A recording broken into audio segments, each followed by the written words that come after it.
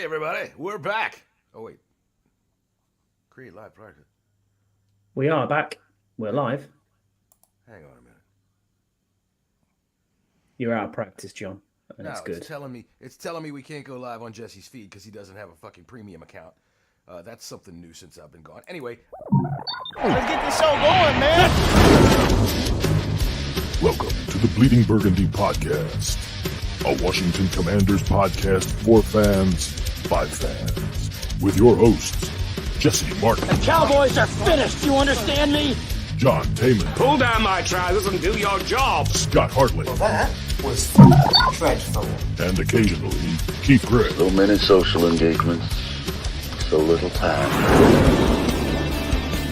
And now, your host.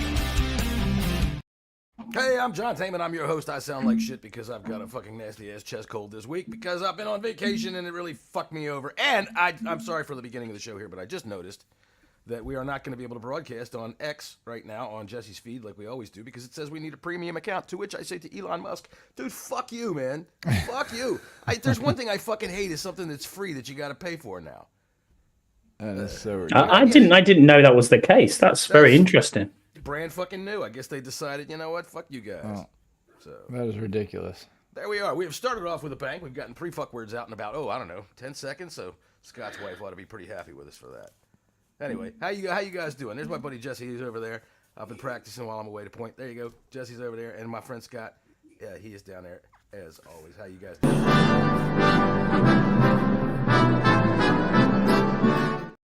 All right. Are we ready for the Olympics? Yeah, I was just watching the open ceremonies with my pops before we came on. Yeah? What about you, Scott? You guys, I mean, Summer Olympics for you guys, it's just not really. You can't run. You don't swim very well.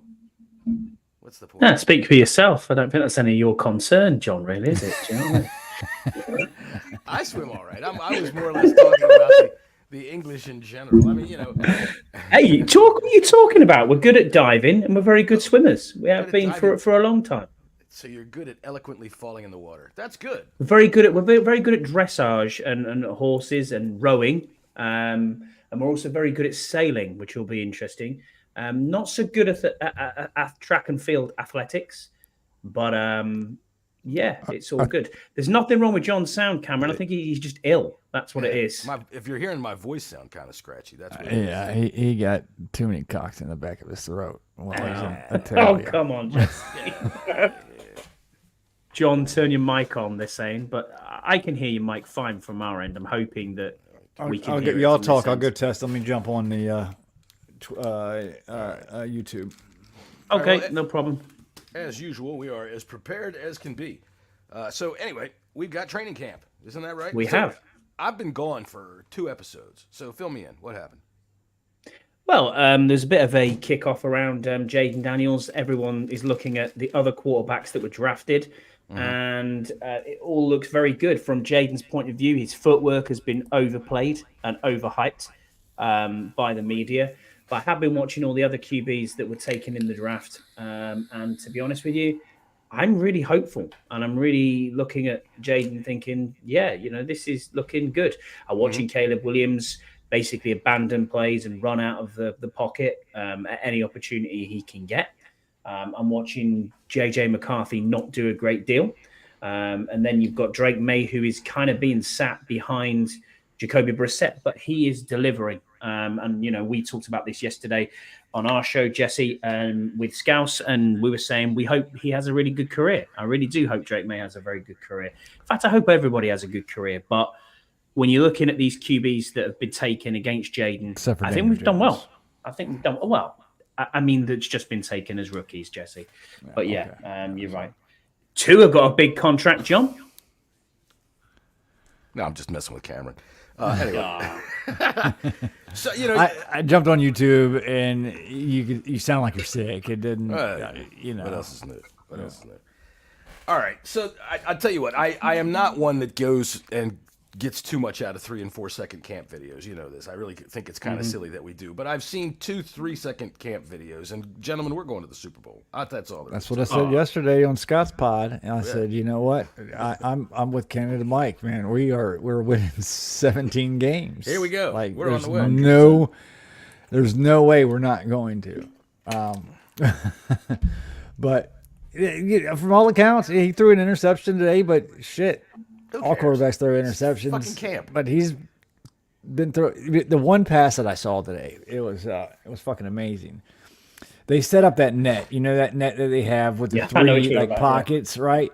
They set it up behind the goalpost, and I think he was like on the 20 or 25 yard line, and he whipped the ball over the field goal post into the fucking middle. I mean, that's a Super Bowl throw. That's the touch and the accuracy that this kid has is something that we haven't seen in Washington in Since 30. Cousins.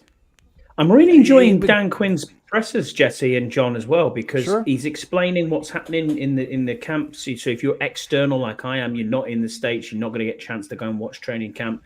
It's very, the breakdown of what he's telling people and what is happening in these sessions is really cool. Deliberately not making Jaden run. Mm-hmm. So Good. that is for me. I'm like, yeah, that's good. Be a pocket passer. Show us what you can do with the strength of your arm, and it's clearly there. I mean, did you see the throw to Brian Robinson? Did you see that one? Ooh, that was a beauty. That's what I said. We're going to the Super Bowl. Simple as that. Oh yeah. Right away. I would say I'm glad that they're working on him in that sort of vein right now. I don't care if they work on him for running. Running he can do, and as a matter of fact, once they start running, it's all instinctual. So let him learn what's going to take to win games, which is passing. You're going to have to pass to win games.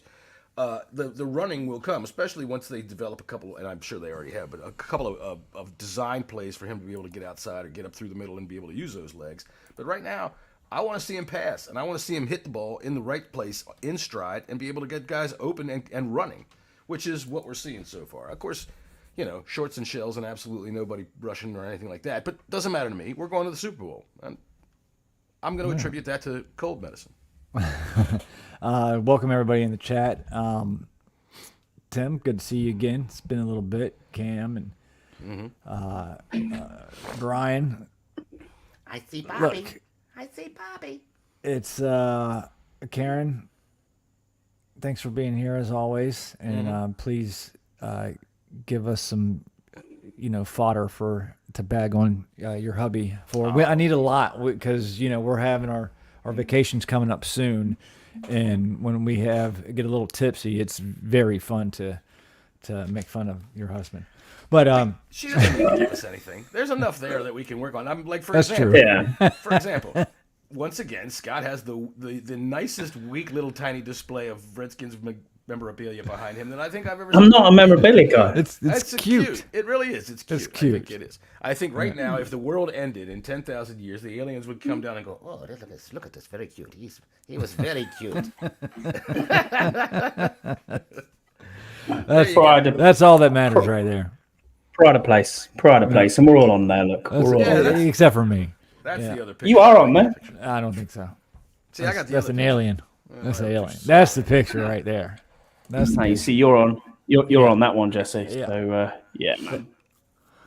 And we're gonna get an even better one this year. Yeah, I think so. We got all our tickets. Tickets are done. I mean, checked in for my flights now, so yeah, I'm looking forward to it. Yeah. Just checked my ESTA passport, so you will let me into your country, which will be quite interesting. Yeah. We had to think about it for a little bit, but we're gonna let you in. And I'm sitting right behind John Taman, so I get to throw popcorn and spill beer all over him. It's There you go. gonna be a fantastic game. That's what I'm looking forward to the most. I said to Max, I hope somebody spills some beer and popcorn.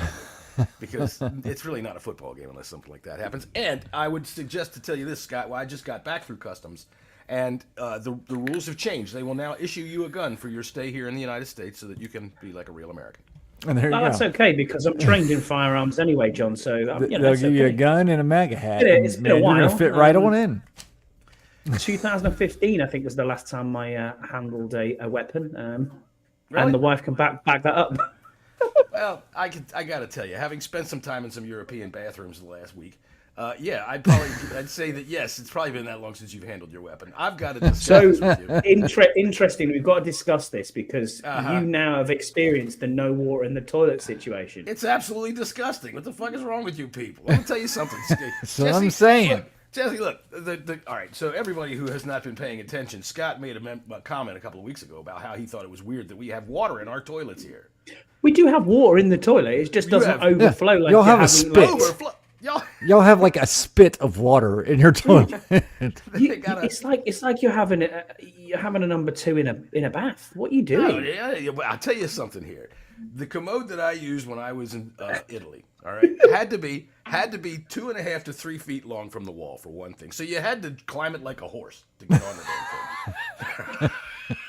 Right? So because otherwise, because the hole with the water in it is way at the back. So you've got this big open plane in front of it, right? And if you're not positioned properly, let me tell you what, you got a nasty plate of pate just sitting there underneath you. And you can't flush it enough. So Scott, I bitched at him on the text. God damn it, Scott. And Scott tells me to use the brush, for fuck's sake. Use the brush. That's what it's there for. Yeah. Well, you see, that's what water does. I don't need to have a shitty brush next to my fucking toilet. Like, why would I want to handle a shitty brush that someone's already handled for their shit, for my shit? No, it's clean. It's about eating. I don't know how you boys live. It's about eating correctly, and you have you do your morning business, and then it's fine. Eating correctly. I got to tell you, like I said, the toilet that I was on needed a thing to be able so I could like watch from a camera underneath to see when I was lined up over the drop zone, because otherwise I'm like Pablo Picasso in that thing with a fucking brush. Jesus, look at this thing. However, then did you enjoy Italy though? That's the main. I had a ball with Italy because right next to the toilet was the bidet, and you get on top of that thing, and man, there you go. Yeah, that's a different party right there. But no, Italy was great. It was hotter than hell, hot as hell. And I know it was hot when you guys were here, but I don't care. I was over there. It was fucking hot, and I was bitching about it. And then you ended up in France. No, sort of. Yeah, I did. I ended up in France. Well, I went to Sorrento, right, which was really a nice place, man. And I'm sitting there looking right out my window at Mount Vesuvius, and I'm thinking, God damn it, don't blow up while I'm here. Don't explode while I'm here, right? And you look, right, and they're like, oh, Pompeii is over here. Pompeii is over here. And I'm like, oh, Pompeii is over there. So you guys know what'll happen when this thing goes off, and you've built an entire city at the fucking foot of it. Wow, very good. Good job. Smart. Good job. So Sorrento was beautiful. I gotta say, it was absolutely gorgeous. And for all of you out there that can't tell the difference between American women and women from anywhere else, believe me, when you're walking down the street, it's fucking obvious. It's really fucking obvious. But I'm not going to get too far into that. I did send Jesse a nice set of photographs that he could use for his, what they call in Italy, il masturbatore. Right in the spank bank. The brush doesn't go in unless it's Scott's hand to show. All right, so there you go, around the U-bend. Shove it in. We call it a P-trap. You know what I call it? I call it the plumber's job. Get the fuck in here, dude. I ain't touching shit. Yeah. Oh dear, you guys. Honestly, we're talking about bowel habits. What's going on, man? That's right. It's training camp time. We got to make sure everything's clean and clear. All right. So Well, talking sports we remember a with few years ago. We remember a few years ago with Jesse at training camp. Uh-huh. Are you going this year at all? Are you going this year? I don't. The dates that are open, because they only have 5 dates are open. I don't think I'm going to be able to swing it. I probably could Monday, but it's a little bit short notice, and then I got to dig around for a ticket because they're sold out. I mean, I'm sure I can get one, but probably not. Training camp is probably going to be off the table. But I am thinking about going especially if they have it in West Virginia next year, which is some rumors that are going on. I definitely will make a trip out there because that's a fun ride. A guy that I work with has family out there, and you can tell he has family out there just by the looks of it. I was gonna say, if he's got family out in West Virginia, he's probably got family in his house too. Yeah. So. Yeah. Wow. So it's the Norwich of America, then, yeah. I see what you're saying. Yeah. I think what you ought to do, Jesse, if you can't get a ticket, is keep your beard trimmed, right, and then get a big hat, and I mean something that's a lot bigger than your head. Not one of those big hats, but get one of those, just one that hangs down over your head. Stoop your shoulders a little bit, and get a cardboard sign, and go stand out front of camp and say, "I'm a poor little sick boy. I want to go to camp." Starting to look like that. I've lost a shit ton of weight. Yeah, you have. You're always losing weight. But then again, it's summertime. You've got to get your beach body ready. I'm working. Banana hammock comp. it's coming soon. I think me and Keith are going to have a banana hammock off. Well, the off part is the part that bothers me. And of course, you're not wrong. we haven't heard from Keith in a while, and right now his Keith detector is going off saying somebody's mentioning my name somewhere that I'm going to keep ignoring. So anyway, good to see you, Keith. So let's talk about some football. Yeah. Like I said, I've been out of touch. I've been away, and I don't know. I did see one guy in the Paris airport because I got stuck in that snafu, the airline snafu last Friday. Right. As a matter of fact, all right, I might as well tell you. I was on the plane in the morning in Naples, which, by the way, Naples is a fucking dump. Naples, dudes, clean up your streets. They're full of trash. There's trash everywhere. There's graffiti on everything.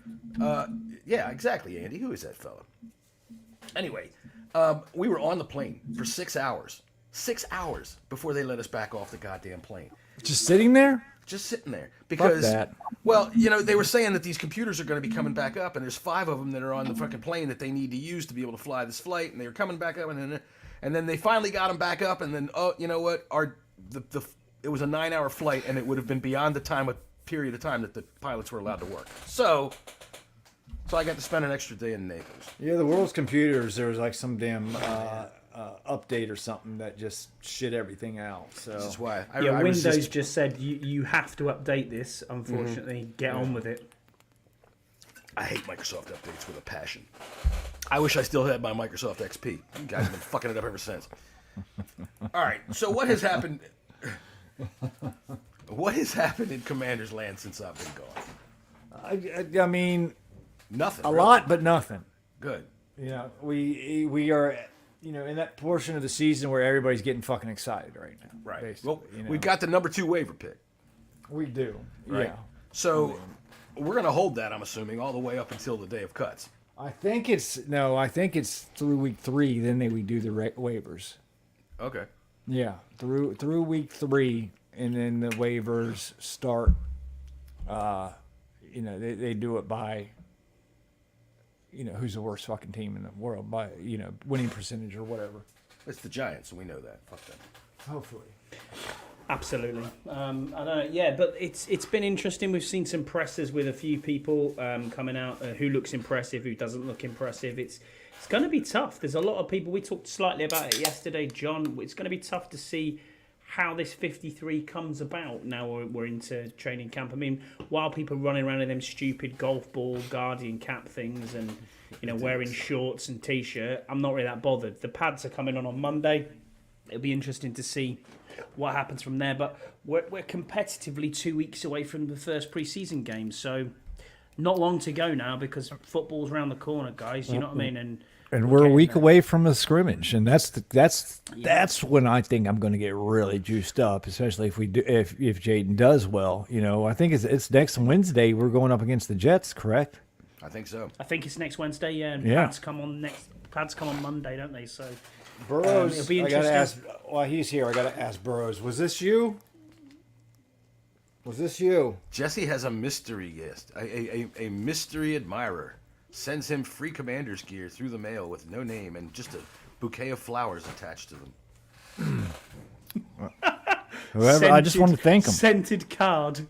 That's right, a scented card. Maybe it was Tamara Hemingway. maybe it was. if it smells like Jean-Paul Gaultier or what's the other one? Sauvage, it's definitely Burrows. The other one. So I flew Air France on the way home, and I'm going to give you guys an impression. Every time the captain comes on. Ready? Boom. And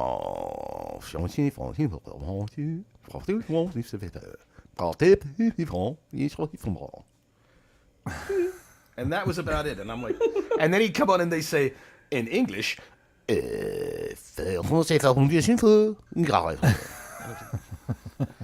whatever, fly the plane. Dude, I'm surprised your plane actually took off because normally everything French only has a reverse gear. So, yeah. Well, we took off backwards. That was an interesting situation. I was not sure how that was going to work, but they said, "Look, there's Germans at the other end of the runway." Yeah, that's it. And yeah, off yeah. we went. We do have breaking news. Good, because that was an 80-year-old joke. So let's get some breaking news. Let's do something with that. Breaking news: Emmanuel Forbes has gained 17 pounds. Oh yeah, I saw that, but not on his legs. Clearly, still looks Clearly not on his legs. So when he took his helmet off, did it change when he took his helmet off? So Dan Quinn had said he had gained 15 pounds in the offseason. They wanted him to gain some weight, and turns out it was actually 17 pounds. His arms do look a little bit bigger. Well, his legs they don't. They still look. You may have two pretzel sticks and a half, right, but they're still pretty tiny. But from all accounts, says he feels comfortable. He's moving better. I think the overall defense is going to. I think they're going to play a little bit more free, a little bit, not having to think as much. At least that's the impression that I'm getting from all the talk. That's what they've been telling us they're going to do. Period. So I have been listening to John Kahn the last couple of days because he is my guru and go-to guy, and he's been really excited on Forbes. I tell you what, yesterday listening to him, he was more excited than I've ever seen him excited. John Kahn dropping shit word, things like that. He doesn't do that. Yeah. But he's been glowing almost about Forbes, about how he's been holding his own out there and doing quite well, which I'm very happy to hear because I've heard the opposite now about Jamin Davis. And Jesse, you may be a prescient individual by saying that he may be a surprise cut. I've been telling y'all. You have been telling us because it's not working out right now. Look, John has been very optimistic throughout this season when it comes to this team. So that kind of makes me feel like something could. His podcasts feel different. It's like bouncing. Yeah, he's really giddy about this team, and not only is Kime, but if you listen to people like Galdi and Kevin Sheehan and Bram Weinstein and the people that actually really cover this team, even JP Finley, there's a difference. It seems like agendas are out the window, and it's like to football, and they all seem excited about the potential this team could have. That's the kind of the gist I've been getting from it, aside from the fact that they feel that there's actually talent here and good coaching, is that they can talk about football and not any of the other bullshit. Yeah. None of the other bullshit. So, yeah, they feel probably like to have the leash taken off. Scott, what do you think? Yeah, I agree with that. I think everyone's bullish when it's this time of year. We've been bullish before. I want to see it when it's on the field. I want to see. This feels a little different, though. But it does feel different. The bullshit's gone. Then it's a new era, completely new era, which is great. First time, Josh Harris can get his teeth into this team, really call everything his own. Whole new setup in the front office, whole new setup in the coaching staff, whole new team. We looked at it yesterday. It's 72% turnover on this team, which is massive. I mean, that's really big. And I know people will say, "Oh yeah, but there's holdovers, only 1-year deals." The people that need to be here on longer deals, the 1-year deals, we can get that. But if you earn it and you deserve it, then you deserve to get paid, and that's why we have still the biggest cap space in the NFL, and we'll have a top 3 cap space next year too. So we have the room to pay these people if they play well. I'm really excited that we've brought in good veterans who are proven people in this league. And they can mould the next generation of talent that's coming through. People like the 4th round pick who we talked about yesterday, linebacker. McGee. Jordan McGee. Thank you, Jesse. Mm-hmm. His name just escaped me. I knew who he was, but learning off someone like Bobby Wagner and Frankie Louvu how to play this game is going to be. It's going to be exceptional for him. Do you know what I mean? He's going to be very, very good. And I think he's going to be a good contributor this year. One thing I haven't heard much from is the tight ends. Haven't heard anything from the tight ends in these first few days. But I'm not expecting to hear much from them. But it seems very quiet. One thing, some things that I've heard, Ertz looks really, really good. Yeah, I heard Kyle has brought him up multiple times, and so is JP. And those are the two that are really out there on the ground. Is if Ertz can stay healthy, I think that will give Sennett the chance to learn and grow through this year. and the next year he can hand the reins off to Sennett and have him be our number one. But I have heard some chirping about how good Zach Ertz has looked. I was listening to Kime, and he was talking about red zone work, which is something that we've sucked at for the last 20 years, is red zone work, and how they're really looking good at it. And he did bring up Zach Ertz a few times. He also was really effusive, I thought, about Zach Ertz, talking about how he was able to make a move and get himself just that extra little bit of separation, and Jaden's able to put the ball on him, and they can get some yak right after the catch. You get some yards after the catch. And this cold medicine's fucking with me, and I feel like I'm echoing what I've already said.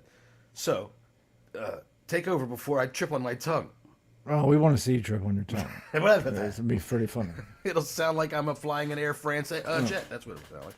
But that's what I've heard about the tight end position. I haven't heard. I mean, Ben Sinnott, I've heard. I haven't seen the video of it, but that he's doing all right. You haven't heard any mistakes about it, and the other guys haven't been worth mentioning anyway. Yeah, and I didn't expect Sennett to have such big tight ends coming out of college. They usually do not start hot right off the bat. It takes time to learn the position, and garner the trust, because you got to do two things, and you got to block and you got to be able to run routes. So that's why they brought in Ertz. I think Ertz is going to be our tight end one pretty much all year round, and I think Bates probably will be the primary blocking tight end, at least for this year. And then, Sennett will eventually come along, but like I said, it takes time for these tight ends to actually develop. What I am really, really excited to hear, Bobby Wagner, he wasn't in on this play, and this play happened today. He wasn't in on this particular play, but Jaden Daniels came up. They had a play. He checked into another play, and then Bobby Wagner went right up to Jaden, and it was a good play. Like they made the play, but he went up to Jaden. He was like, I knew exactly what that check was going to be before it happened, and he kind of took him through the eyes of the defense of real good middle linebackers, what they're seeing. So that Wagner's actually teaching offense while being on the defense. I think that's excellent. And the communication factor, I mean, that's what you're hearing from Kime and from Bram, and is they're always talking. The defense is always talking, and they're helping each other out. It's like they're competing, but they're competing together as well. And that's interesting in that, because that's what Dan Quinn keeps saying, is I want to hear a team before I see a team. Mm-hmm. Whether that's on defense or whether that's on offense, the communication is the biggest part of the team as a whole, and part of the identity, really. It's doing hard shit together. That's what he's trying to build as a core.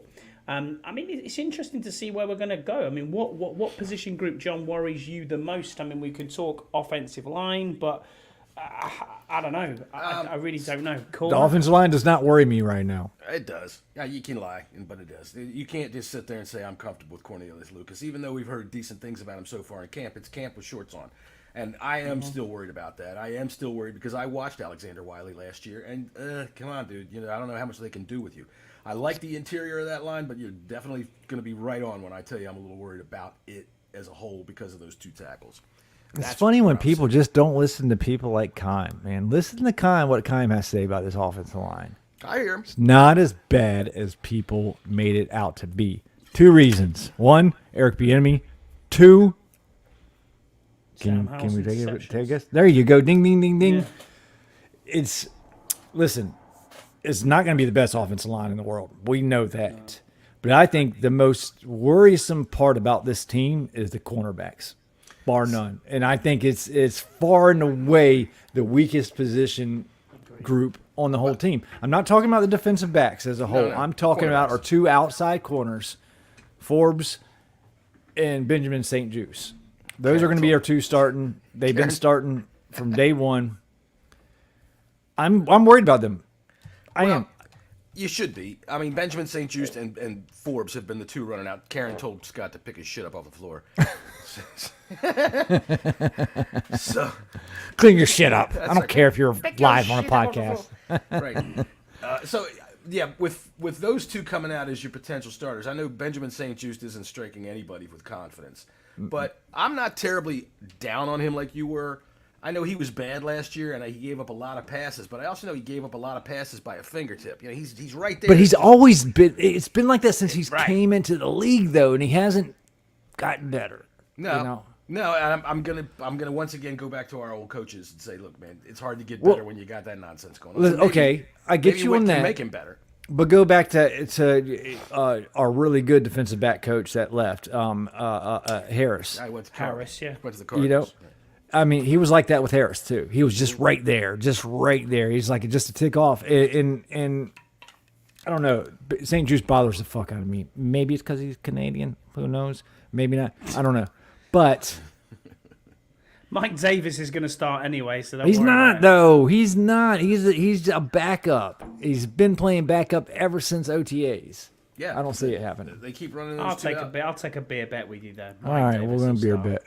So we've got Davis to start. St. Just and Forbes running out at cornerback every day, and Quan Martin and Jeremy Chin running out of safety with the ones Yep. every day. So I'm all right with that. I feel pretty good about that. Sanders still in the slot. And Sanders, as a matter of fact, I think that he could push for a lot more playing time that they might normally give to a rookie, and I'm glad for that. You know what I said yesterday? No, I don't. I said yesterday, and you need to watch the 1 Point Safety show. It's good Thank shit. you, Jesse. John. I It's good appreciate shit. that. I said on that show, I have a feeling that Sanders still could play two ways. We could see him some. Didn't I read the other day that they were running him out in some red zone packages? I didn't read that. I mean, I'm not saying you're No, lying or wrong or Do whatever. not I be just surprised. Kickoffs. Kickoffs. The kickoff is going to be interesting, but I'm addled with cold medicine, so I may have just read that he was covering in a red zone situation and gotten it all backwards. So you had said that Jamin Davis was a surprise cut, a potential surprise cut. I don't think so. What I've been reading and what I've been listening to on some of these podcasts is that he hasn't really been showing out at a defensive end position. He's shown that he doesn't really have the technique down. He doesn't quite know how to do it. And at linebacker, I mean, you've already got better guys that are out there. In my opinion, he's already down on the depth chart at linebacker. So if he's not able to rush the passer as a down lineman or as a roaming lineman, yeah, he could find himself without a spot here because there's a lot of talent. it's a numbers game, man. This is my whole thing. It's all about the numbers. It's not about Jamin. I like Jamin. I hope they can find a spot for Jamin. He's all right. I had him over the But- house one time, and he used those decorative soaps that my wife keeps in the bathroom, and you're not supposed to use those. But I just don't. I mean, you got McGee playing ahead of him. Thanks, Brian. That is a It's telling. Says a that lot. is and even so, they're not going to be playing their base, but 15% of plays itself. So you're really going to be having two linebackers. He at best would be the fourth linebacker, which Wow, you're putting him as linebacker 4 already over, and you're putting the rookie ahead. oh yeah, definitely. Wow. The rookie's already ahead. The rookie's already started in base ahead of him. I know So- he is, but I thought that was because they were trying to transition him onto this as this D end. Well, if they're you like. trying to transition him because they're looking for a spot to use him. And Yeah. really, he's last year of his contract, right? He was And they the love number one- McGee. Right. he Love was- I know they do. And it's a situation for him as like, okay, dude, this is the last thing that we're going to ask you to do. If you can't do this, we might not have a space for you. And it doesn't matter about his draft position to this crew. They don't care. Yeah, they don't give a shit about draft position. No, and same with Fedarian Mathis. All right, Yep. these guys are definitely bubble guys. These guys like Fedarian Mathis, Diami Brown, Jamin Davis, they are on the bubble. And I'm going to put Derek Force in there as well. I'll put F.A. Obato on there too, and I know Scott's going to send me a shit pile. for Yeah. that. Yeah, we talked about this yesterday too. Obata's in a tough I, spot right now, man. He's in a tough spot right now, being injured. But that may work out in his favor if there's other injuries. And another thing that works in his favor too is he's got the position flex. I know we hate saying that word, but Dan Quinn's he didn't say the word position flex, but he sure as hell talked about it. He's alluding to people like Jamin Davis and F.A. Obato. The more you can do the better it is for you to have a spot to make this team. Agreed, but you're absolutely correct, both of you. Availability is the best ability, and unfortunately for FA, he's starting on the PUP list. He will probably be an IR candidate, and then it's probably practice squad. Or if they IR him all year long, which I would be okay with that too, and then he could have the designation to return, but and him be out there in case an injury or two happens, and then that might be his best shot. Unfortunately, his best opportunity to make that team. It's really hard because there's so much depth in at DT and at D end that we're struggling. I mean, do you put FA above the likes of Andre Jones, KJ Henry? I'm not sure you do right now. Do you put him above the likes of Phil Mathis or John Ridgway? Probably not. Do you know what I mean? Phil Mathis? What is over Mathis? Phil Mathis? I would. Over Phil Mathis, yes. Mathis isn't That's the same thing with Jamin when we're talking about him using him at defensive end. Right. KJ Henry, Andre Jones, John Baptiste. We haven't Fowler. even talked about Fowler. The thing is, he looked good today. I heard he looked really good today. We're talking about Jones and we're talking about Henry, and these are late round picks. They were 7th round picks, right? Yeah. Mm-hmm. Okay, so I think KJ Henry was a fifth, maybe fifth rounder. Okay, but they're still late round picks. And Andre Jones was a 7th. Yeah, KJ Henry. I think we all kind of knew that we had some potential there, but it kind of trips me out that somebody like FA is going to have to listen to us say things like he might not be able to beat out Andre Jones. It's terrible. It really is. And I do agree with you, Jesse. If they stuck him on IR for the season with a designation to return late in the year, I'd be perfectly all right with that. Because he does have skill, and he does have, when we say the position flex, it's because he's so effing big. He is FAO bigger. That's who he is. The dude can fucking get his big arms and up. he's fast. He talked to me yesterday. He said he should be ready for September.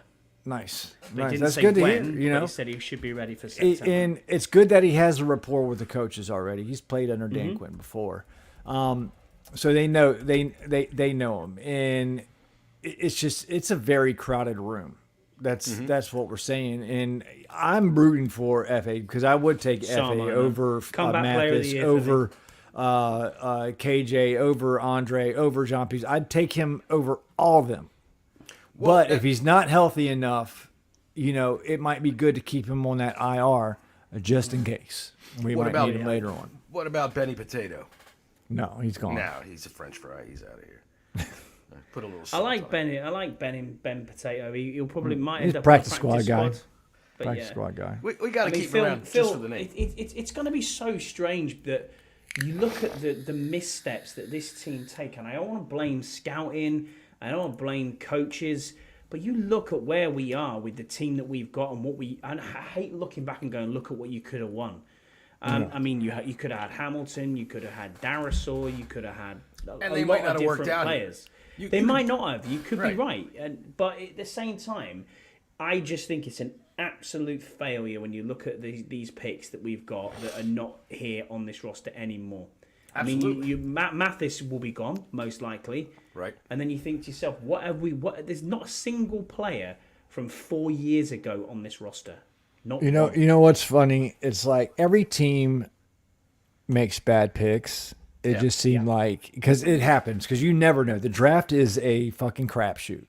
Absolutely. You can have all the information in the world, think the guy's going to work out, and just either doesn't have the work ethic or can't get over that hump. Cravens. Right. He's Sue Cravens. Yeah. And right. But it seems like Ron just, like, every pick he made was, one of those picks, and it wasn't because, listen, Emmanuel Forms was a first rounder, whether, Dallas were going to take him. Yeah, he was, and the book is still out on him. Jamin Davis was arguably a first, a high first. He was a project, and we knew it. The end of the first, early second year type of player. Phil Mathis was touted as, second, third round type of player. Those players, first and third round, those should be starters, right? Regardless. Yeah. But just so happens, Oh, Mathis You played pick- 4 plays and got hurt. all those players that he picked turns out looking like duds. Right. The book is still out on Jahan Dotson. I still think he can turn it around. I think he's got a lot of skill, even though he dropped a easy ball in the breadbasket today. That worries me a little bit that he's already starting to drop passes. But it's almost like Ron was just really fucking unlucky. Well, when you base your picking strength on whether his mom was in the Navy Reserves or not, you're going to have problems in that kind of area. Can he play football is the thing that I want to say. Now, I saw this comment up by Brian. Defoe and Butler may be competing for that last safety spot. What about this dude, Tyler Owens? I've heard a lot of things about him. He's low on the chart, but he's really turning heads. Yeah, he is starting to. I think didn't play today. No? Was he hurt? Yeah. Okay. Oh, okay.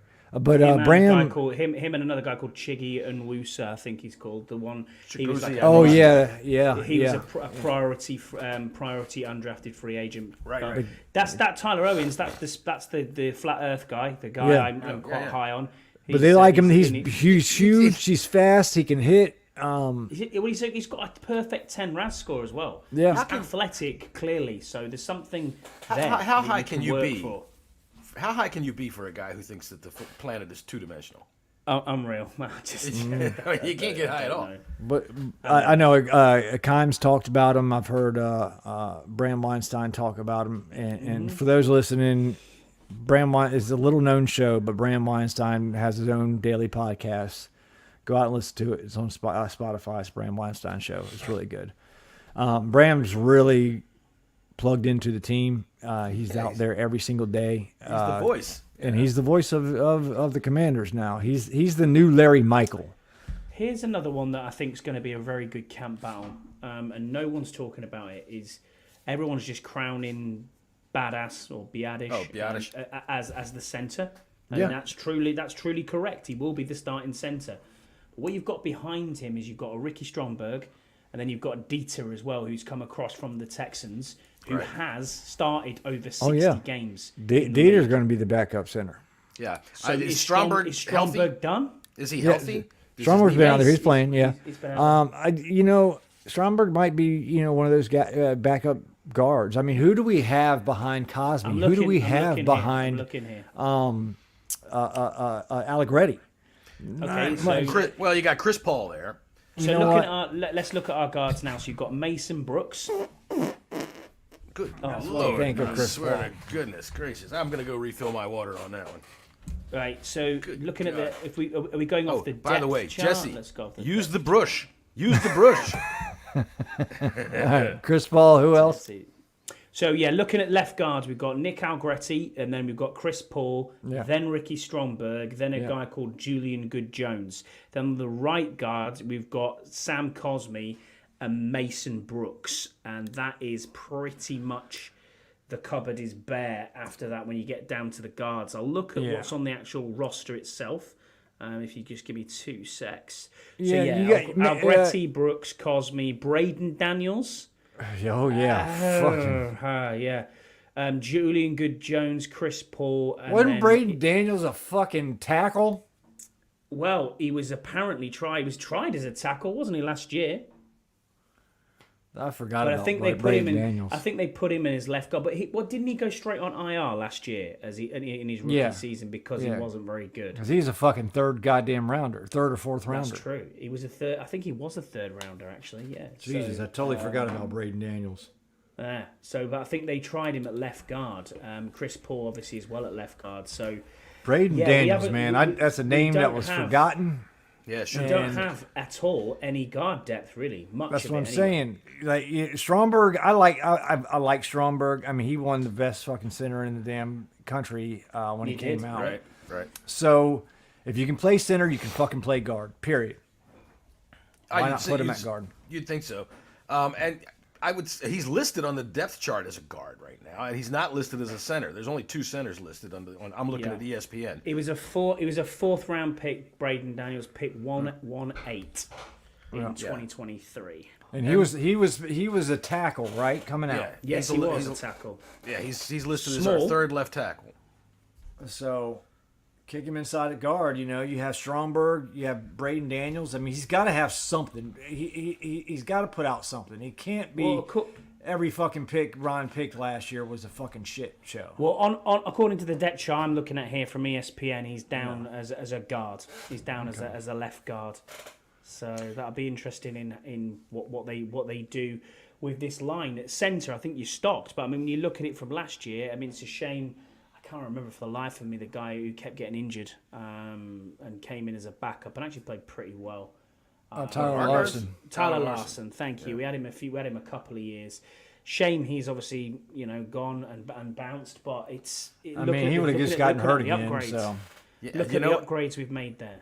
Yeah. When you look at last year as a whole, the fact that we thought everything was going to change around once we got Tyler Larson in there, I want to tell you. Yeah, Julian Jones, Brian. Yeah, we were drinking the Kool-Aid. It did get better once Nick Gates got out of the fucking hole. Yes, it did. Absolutely, well, man. let's face it. Nick Gates typically got out of the hole the second he snapped the ball. That's true. He ran and hit someplace. No, Nick Gates made the hole as soon as he hiked the ball. He ran away.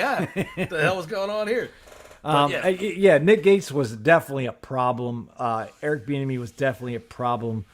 Listening to Keim and listening to the analytics people, they're a lot higher on this offensive line than the fan base is, and I understand why the fan base is not high on this offensive line when you see your quarterback take so many sacks. But if you actually put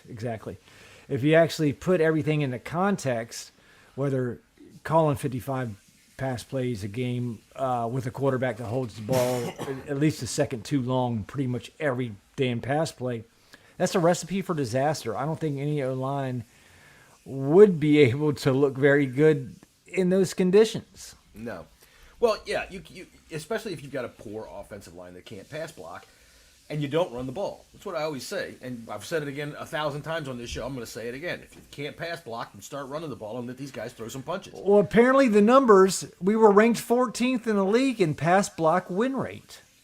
Probably because it was such a high number of pass, it might have been 14th in the league. It's the old adage of the more shit you throw at the wall, the more of it's going to stick.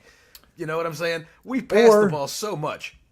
Or it depends on how they do the ratings. I think they do seconds held, blocks held, time blocks held, and I don't know what the exact formula is, but I think the sack numbers would have been a lot less if Sam just got rid of the ball. I think so too. I think a lot of times you can blame the quarterback for that in a lot of cases. But at the same time, I also think that some of these things that they're trying to tell us about, PFF has these guys graded out. Oh, Andrew Wiley's graded out as this. What they're saying is your eyes are lying. Don't believe them. Don't believe what you see on your front of your face. Not just PFF though. Well, it's multiple analytics sites. That's what I'm seeing. No, don't believe your eyes. And I think it was borne out. And I think you hear Sam Cosmi this week said, what did he say about how we were dead last in running the ball and first in pass attempts, and you see how that worked out for us. Yeah. Right? Oh, so, yeah. Sam Cosmi did not, mince words when talking about, last year, He shouldn't mince words. He's a fucking guard. If he doesn't like what somebody's saying, he should pick a car up and throw it at him. That's what he should do. Sam Cosmi's a badass, dude. Yeah, I think, like, if he signs, if they sign him for the end of the year or for the start of the year, I'm going to get a Cosmi jersey. That's my next. I've got one already. Do you really? Yeah. I've got. My wife got me for Christmas. Nice. I've got the white 76 jersey. Right. He's probably going to be playing for the Cowboys next year. Well, it's probably based on his display back there. She probably got him one that fits a Ken doll.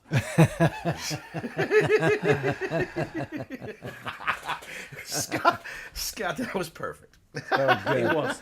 That was good. I was just having a look there, and Anthony Pittman's also listed as the third linebacker on the depth chart, which is quite interesting. Yeah. So there's another veteran presence there. He's had 4 years with the Lions. Pittman plays special teams. Jamin Davis doesn't.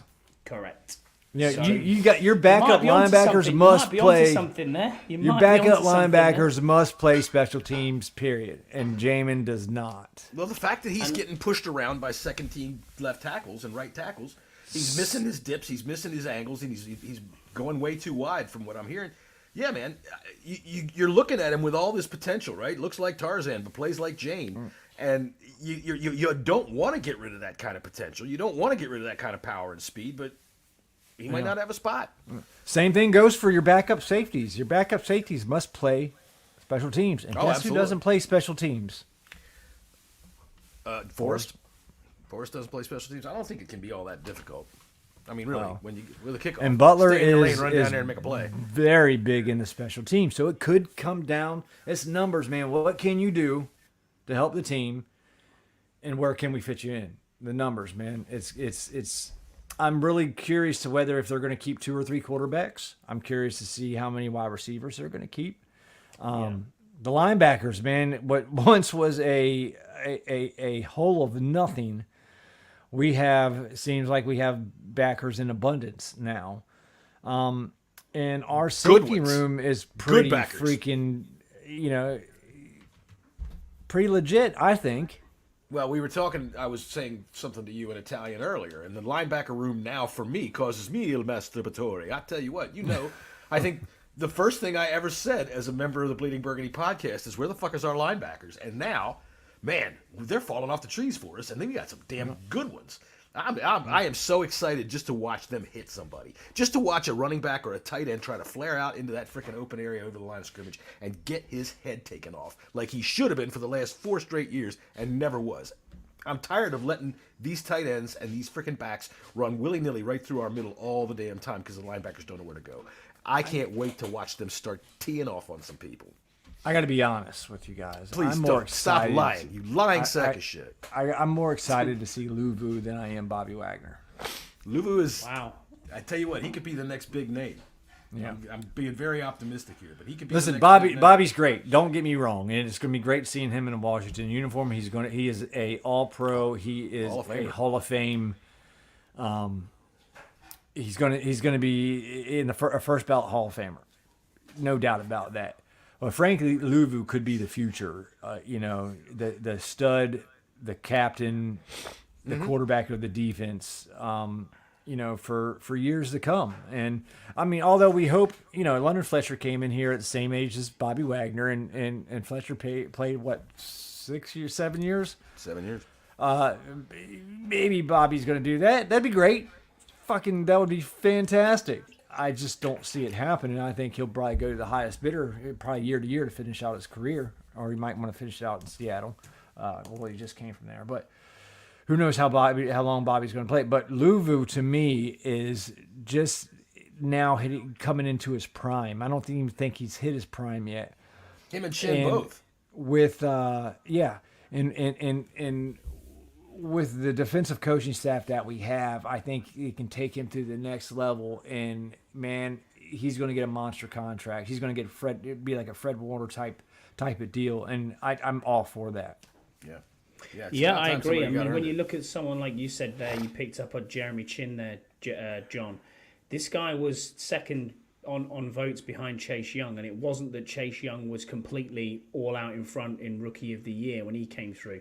And he had a very, very good time with the Panthers. He knows Frankie Luvu, so there's that continuity there as well. When you've got someone playing behind you who you know how they're going to work, they're very good friends as well.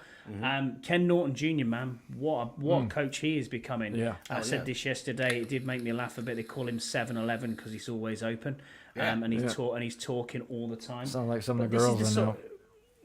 Well, I'm not going to say anything, but yeah. But Oh dear.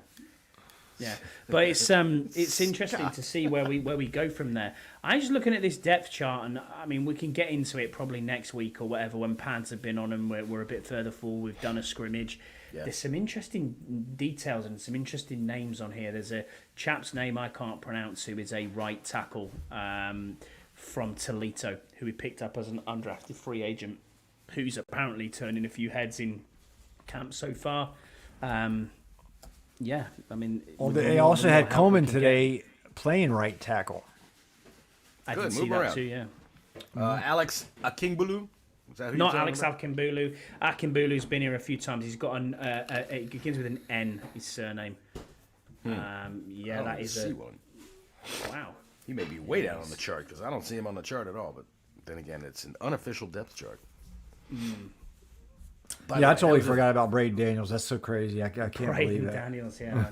That's the thing. Ricky Stromberg on the bubble, Braden Daniels on the bubble.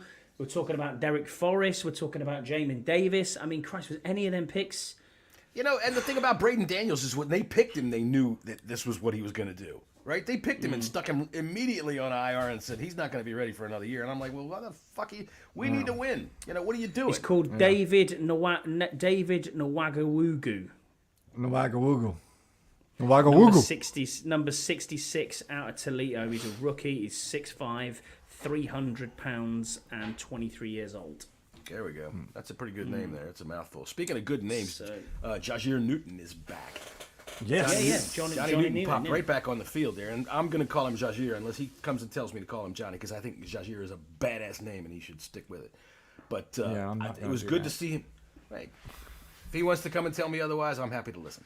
But I tell you, I'm glad to see him come back. He was one of those picks that I thought was a value pick, where they saw what he was and what he, they stuck to the top of their board, best player available, and went for him, and really kind of signed off Fedarian Mathis. Although I think, I'm listening to Kime, and he was talking about Mathis had a problem getting to camp, right? And he picked it up in his presser. DQ talked about it and said he drove to another city and picked another flight just to get there on time. Flight got canceled or something. Yeah, everything was. He said he was impressed with what he's done to get there, but being impressed with turning up on time and getting to camp doesn't mean that you're going to actually do anything within there. Right. Because actually, from that, the more of the spotlight went on at John Ridgway, talking about John Ridgway losing weight, talking about how John Ridgway's playing well. 20 pounds, lost 20 pounds. And when you're competing against that guy for your spot on this team, Phil's got to be very, very careful here. Do you know what I mean? I honestly don't think he's going to be on this team. We've seen Phil do things to get there before. Like, for example, right before the snap, I've seen him get his hand down in the dirt, get right up on the line, and then right as soon as the snap happens, he goes out and gets hurt.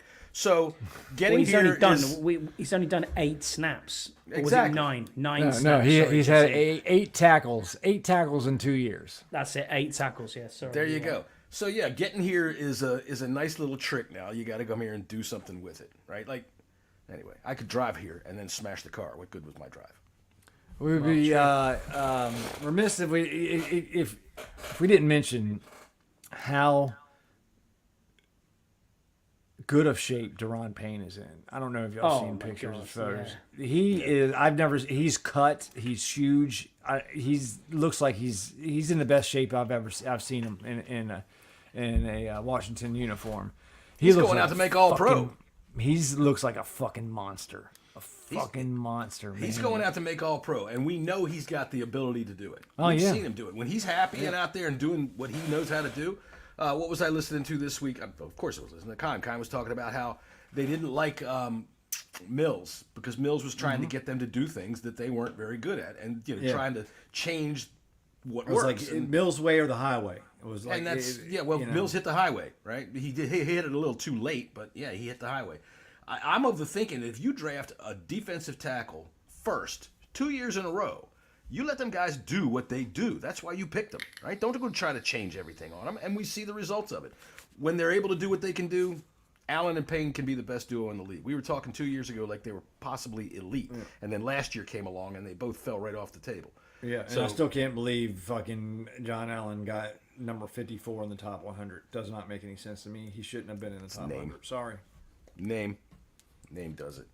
All right, well, as much as I love to talk to you guys about football all the time, we're coming up on about a minute and a half left to go to our hour, and my cold is going, hey, buddy, it's about time for you to head back to sleep. So, we're going to, unless you guys, I'll tell you what, let's hit one more thing. Scott, you asked me, what position group am I most worried about? What position groups are we not worried about? Jesse? I don't know. Good question. I am not worried about, there's a couple of position groups I'm not worried about, but I will say I'm not worried about the safeties. All right. Good shout. Picking the low-hanging fruit. I will pick the low-hanging fruit. It's clearly defensive tackle. Jason Newton, we've just talked about the depth that we've already got. It's one of the most depth pieces that we have. Obviously, the rush, different, but interior-wise, we're absolutely set there. John, you got something different that you want to go through? The running backs. I am not at all worried about our running back. Great shout. I think our running back room has the potential to be one of the better ones. I really like Brian Robinson. I really think that Brian Robinson's a true bell cow back, and I think good combination with Brian and Eckler. Like, Yeah, it really, really is. really good because they're two total different backs. Yeah, well, and I like Rodriguez too, but to me, Brian Robinson he's a throwback back, and that when I say bell cow nowadays, you guys, that have been playing fantasy football for the last 20 years, you know for a fact that if you can get a running back to get more than 20 touches a game, my God, he's gold. He's the Brahma Bull, right? Dude, are you telling me that the depth behind there as well is even better if you look at where we are with a 90-man roster? I mean, Jeremy McNichols is no mug. 7 years in the league, and then you've got Austin Jones as well out there who's doing it. Michael Wiley is a rookie, picked up quite highly thought of, but yeah, they've got real good talent here. I mean, the three that we've talked about there, Rodriguez, Eckler, and Brian Robinson, that is a very, very good tandem, three running backs. I think we kept three running backs last year, right? So I think it's going to be probably the same. Yeah, the bit where it's going to be 3 on practice squad. Probably. Practice squad, exactly that. And I think the bit that's going to be the most interesting part of this whole cut down when we get there eventually, I think, is going to be wide receiver, because there's 13 guys trying to get into what is. I can only think of 3 at the moment that I know. Oh yeah, they're definitely going to be on the roster. Then it's take your pick through anyone. I got 4 that are certainly going to be on the roster. You got McCoy, 4? McCaffrey, and Dotson, and then Jameson Crowder. Okay, so I've probably got 5 that I can stretch it to. So I'm saying Zacchaeus is definitely going to make it. Yeah, I think so too. And then you're only looking at one more spot. Are they going to keep 5 receivers, 6 receivers, possibly 7 receivers? I doubt they'll keep 5. I think they're at least going to get 6. Yeah, they've kept 6 the last 3 years. Well, I'm gonna Tinsley's having a good camp. Good. That's good. Even though I don't know where he's got a spot, we'll see what happens unless he gets that number 6 spot. That's where the battle is, as far as I'm concerned, is at 5 and 6. And I'm going to bounce real quick right back to Brian Robinson to finish my thought. Is that I think go ahead. Sorry. When we talk, it's quite all right. I like the way the conversation goes, but the fact is, I think that he's a guy that you could give the ball 26 times a game. You could hand it to him 26 times a game, and he gets better. He gets better more powerful as the game goes on. That's right, and we don't see running backs like that too much anymore because nobody gets fed like that anymore. And I think that if you feed him, man, he's a train. He is a freaking train. Feed him and let him go. I think that the offensive line would do a lot better. I think that they would absolutely love mauling people. You telling me, you tell Cosme that we're going to go out there and run it right up your ass again. We're going to come right up behind you again and again and again. Cosme's going to get so effing happy. He might just El Masturbatore right there in the huddle. So, yeah, I love our running back room. I do. I really like our running back room. I think the linebacker room's very strong. We've talked about it already. Oh yeah, I'm not worried. I'm not worried about linebacker. A bit further back in the secondary, corners. That's where I'm worried. But injuries can hurt. Injuries can even out anything, and I'm not even going to bring them up because I don't even want to curse this team. So far, so good. Knock on wood. As long as Ertz stays healthy, I think our tight end room is good too. Mm-hmm. No, I mean at least at the top 3. Yeah. So we'll see what goes on with that. All right then, unless you folks have anything else. Scott, finish the show. I can't even talk anymore. Anything else? Yeah. Got anything else you want to talk about? Nothing from me, but boys, it's been great chopping it up with you as always. 7 weeks and we will be together. I cannot wait. That's right, and I'm going to tell you. That came up. All right, Jesse's learned how to use the buttons. All right. Well, until next week when we have actually more to talk about. Because right now, it's that situation where we're all excited to talk about stuff, but there really isn't a whole lot that we have any real knowledge of to talk about. When the pads come on, that's when the juice starts. Yeah. We got a preseason game coming up in less than 2 weeks. Saturday at fucking 12 o'clock. What the fuck? Really? Yeah. Who's that game against? The Jets. The Jets, 12 o'clock is great for me. It's tea time. A week 5 o'clock. A week from tomorrow. It's going to be 100 degrees. It's going to be 100 degrees. Yeah, okay. Well, that's good. So the Hall of Fame game is this week, right? Is that on Sunday or is that Saturday? Saturday, I'd say. Saturday. Saturday's the Jets game, is it? Pre-season. Yeah. I do tell you this. Is this Saturday or next Saturday? Not tomorrow. This week would be the Hall of Fame game. The Hall of Fame the ceremonies will be Saturday. Thursday. That game will be Monday. Thursday night's the Hall of Fame game, yeah. Is it? Okay. Yeah. So that's the That's the first of So August. it'll be the following Saturday then. So there's two weeks out. Okay, that's fine. I like daytime preseason games just because they look right. You know. Yeah, When you're but watching preseason- at 12 o'clock. Oh, it's going to be hot. But the thing about it to me is when you're watching a preseason game, I don't care what it is. It just doesn't look right. And it's not the level of football and the players that are out there. I mean, it seems like they only light half the banks of lights that are in the stadium. It just doesn't seem quite right. But daytime, it looks more like a regular game. But most Jesse, preseason it's games the, are it's at the night. 10th. It's the 10th of August is the first preseason game. All right, so we're talking 2 weeks okay. then. 2 weeks, yeah. 2 weeks. 2 weeks. All right, tomorrow, then. Well, then we will be back next Friday to chat with you folks again about whatever we feel like.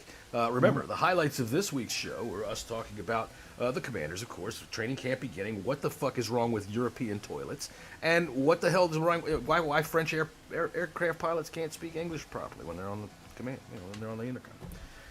And that's it. I'm Punchy. See you next week. See you next time. Later.